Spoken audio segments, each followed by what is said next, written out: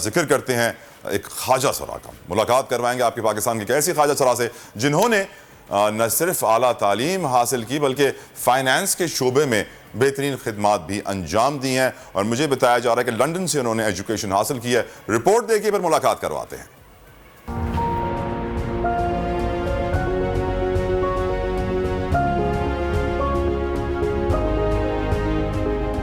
Oxford Brookes university England سے graduate اور ACCA certified Pakistan کی پہلی خواجہ سرا ثنا نے مشکل ترین حالات اور گھر والوں کے بغیر کسی سپورٹ خود اعلیٰ تعلیم حاصل کی ہے. ثنا فائنانس کی فیلڈ میں 6-7 سال کا تجربہ رکھتی ہیں اور اسلام آباد کی ایک NGO ٹرانسجینڈر رائٹس کنسلٹنٹس میں بطور فائنانس مینیجر کام کر رہی ہیں. ثنا نے متعدد بار بیرون ممالک میں مختلف مواقعوں پر پاکستان کی نمائندگی بھی کی ہے. ثنا اپنے جیسے متعدد خواجہ سراؤں کے لیے مشعل راہ ہیں. ثنا ویلکم ٹو دنیا بول ہے. شکریہ آپ نے اپنی قیمتی وقت سے ہمارے لیے وقت نکالا. یہ بتائیے ایک تو آپ ماشاءاللہ سے اتنی کامیاب ہیں, you educated, you seen the world, آپ نے ماشاءاللہ سے بہت کچھ اچیو کیا اپنی زندگی میں.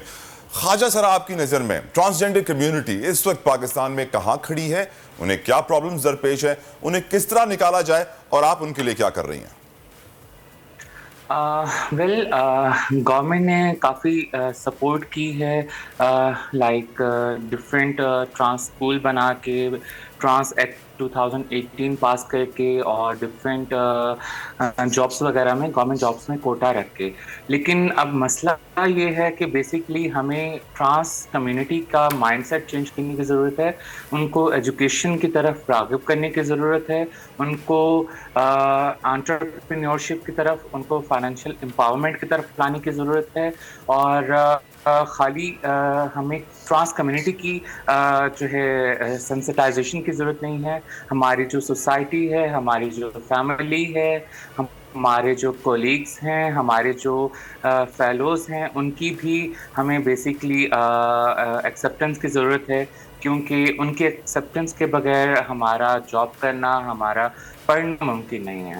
تو آج کل جو ہے like TRCP trans rights consultant Pakistan کے ساتھ میں ایز اے فائنانس مینیجر کام کر رہی ہوں, اور ہمارا بیسکلی اسلام آباد میں ایک شیلٹر ہوم ہے ٹرانسجینڈرس کے لیے, جہاں بے گھر خواجہ سرا افراد کو پناہ دی جاتی ہے, انہیں کھانے پینے کا انتظام کیا جاتا ہے. اینڈ اپارٹ فرام دیٹ ہم نے ایک قرآن اسکول بنایا ہوا ہے اسلام آباد میں اسپیسیفکلی خواجہ سراؤں کے لیے. اور اس کے علاوہ ہم خواجہ سراؤں کی ہیلتھ پہ کام کر رہے ہیں, ان کی ایجوکیشن پہ کام کر رہے ہیں, ان کی رائٹس پہ کام کر رہے ہیں, ان کی پالیسی میکنگ میں جو ہے ہم کافی انوالو ہیں. یہ بتائیے کہ آپ کے NIC کے اوپر میل ہے, فیمیل ہے, یا ایکس ہے؟ کیونکہ ہمارے پروگرام میں گزشتہ روز وہ شہزادی رائے آئی تھی تو ان کو دبئی جاتے ہوئے جہاز سے اتار دیا گیا تھا کہ آپ کے NIC پہ ایکس لکھا ہوا ہے تو یو کی not travel to Dubai. What do you use in your NIC؟ Well میرا ابھی NIC جو ہے بیسکلی وہی ہے جو جینڈر میرے پیرنٹس نے مجھے اسائن کیا تھا at the time of birth. So بس اسی چیز کا ڈر رہتا ہے کہ جو ڈسکریمنیشن کا سامنا کرنا پڑتا ہے, اسی لیے آپ نے ایکس نہیں کروایا؟ بالکل. اور اس کے علاوہ ایکس کارڈ پہ گلف کنٹریز میں موبلٹی جو ہے ہماری نہیں ہے, ایکس کارڈ پہ آپ حج عمرہ پہ نہیں جا سکتے, تو اس ڈر کی وجہ سے جو ہے میں نہیں بنوا رہی ہوں ایکس کارڈ. سنا ایک لے مین کویشچن آپ سے کرنا چاہوں گا. پاکستان میں خواجہ سراؤں کا جو امیج ہے وہ بہت برا ہے, بہت بدصورت ہے. جب بھی خواجہ سرا کا ذکر آئے گا تو لوگوں کے ذہن میں ایک تصور آئے گا کہ کوئی تالی بجا رہا ہے, گاڑی کے پاس آ رہا ہے, تنگ کر رہا ہے, پیسے مانگ رہا ہے, فحش حرکتیں ہو رہی ہیں. My question to you is اس امیج کو آپ کیسے امپروو کریں گی؟ یہ تو صدیوں میں بنا ہے, صدیوں میں ٹھیک ہوگا. بالکل.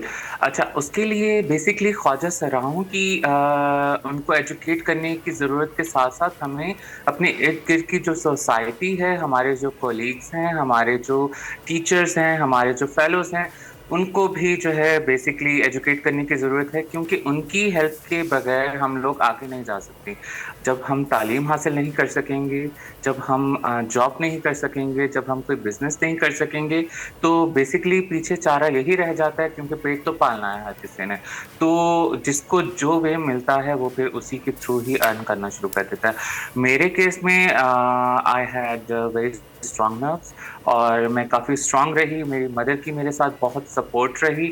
تو بس اللہ کی مدد سے لائک اپنی ایجوکیشن کمپلیٹ کی اور جابس کی. I work with different sectors like textile sector میں، بینکنگ سیکٹر میں، FMCG سیکٹر میں، آرگنائزیشن ڈفرینٹ NGOs INGOs کے ساتھ میں نے کام کیا.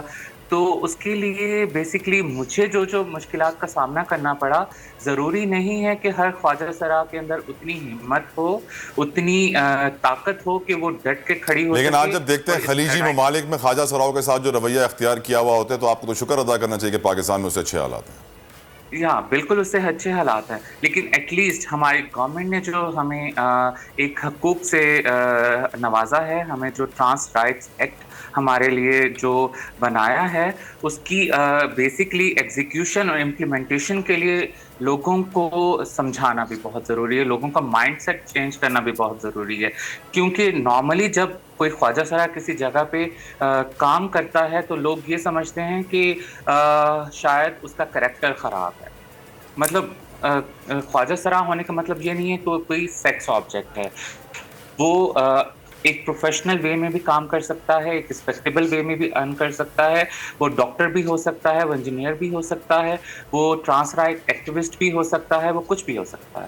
اور اب سندھ حکومت نے بھی بلدیاتی انتخابات میں اور بلدیاتی باڈیز میں ان کو جگہ دے دیا. I think that is another progress which you have done.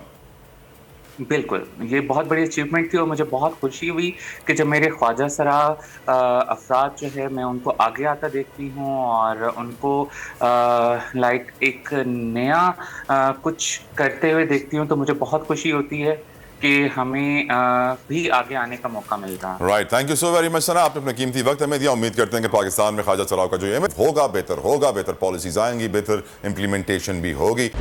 خون ناحق بہت پی چکی یہ زمین، اب کوئی دن میں یہ خون اگلنے کو ہے. ختم ہو جائے گی یہ تماشا گری، وقت پلٹے گا روز جزا کی طرح.